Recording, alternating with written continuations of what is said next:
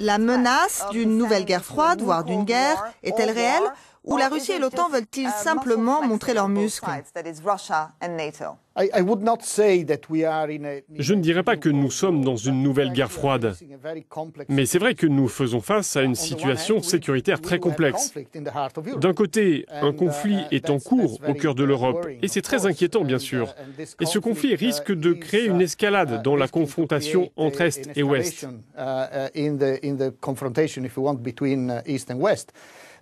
Dans le même temps, existe aussi une coopération étroite, par exemple dans la lutte contre le terrorisme.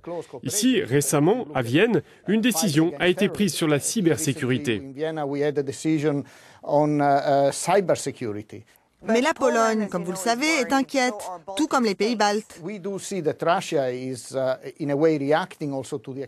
On constate bien sûr que la Russie est en train de réagir en quelque sorte à l'expansion des institutions euro-atlantiques en créant son propre espace autour de la Russie, à travers la CEI, l'Union économique eurasiatique, etc.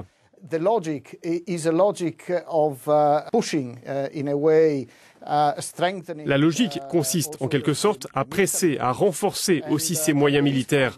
Et cela accroît le risque d'un accident qui pourrait générer une crise. On l'a vu en Syrie avec l'avion russe abattu par la Turquie. Ces incidents peuvent toujours susciter une escalade.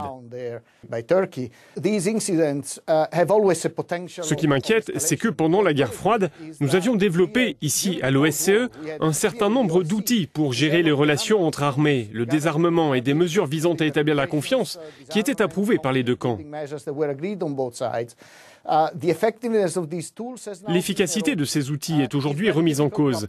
C'est très compliqué de les utiliser à l'heure actuelle parce que le dialogue est devenu plus difficile. Et donc, nous n'avons pas de filet de sécurité aussi efficace que celui que nous avions pendant la guerre froide. Votre organisation, l'OSCE, est chargée de contrôler le cessez-le-feu dans l'est de l'Ukraine. Nous avons vu dans notre reportage qu'il n'est pas respecté. Pourquoi? Nous essayons d'engager la désescalade de la situation sur le terrain parce que nous constatons des violations permanentes du cessez-le-feu.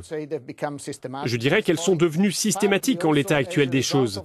Cela s'explique en partie parce que les lignes de front des différents camps se sont rapprochées. Parfois, il n'y a que 100 mètres qui les séparent et donc cela crée les conditions pour des échanges de tirs continus.